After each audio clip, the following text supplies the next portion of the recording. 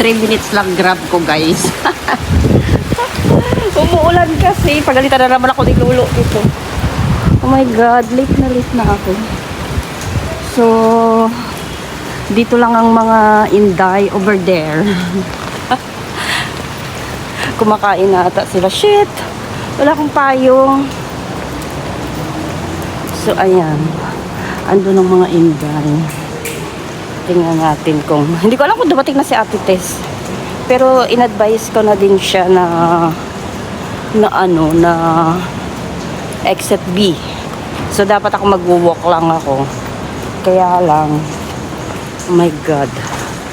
Ayan, may gym pala sila dito, sila Ate Joy. So, nagugutom na ang Inday. Andun sila sa pavilion.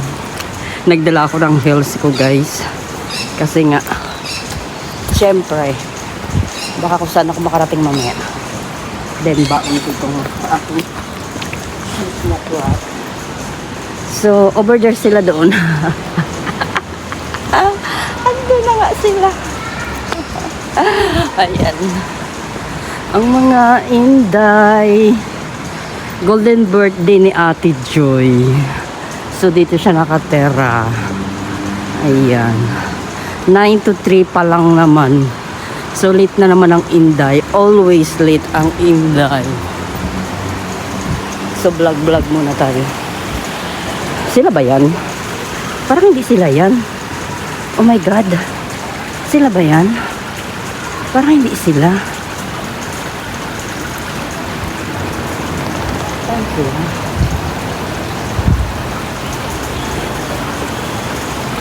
Jan, jan, jan.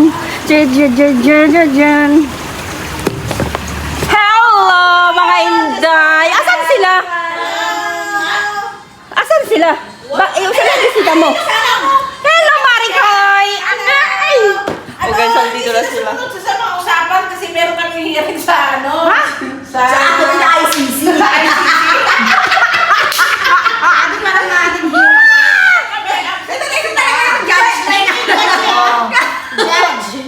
hearing. Absent pa sila. Bakit?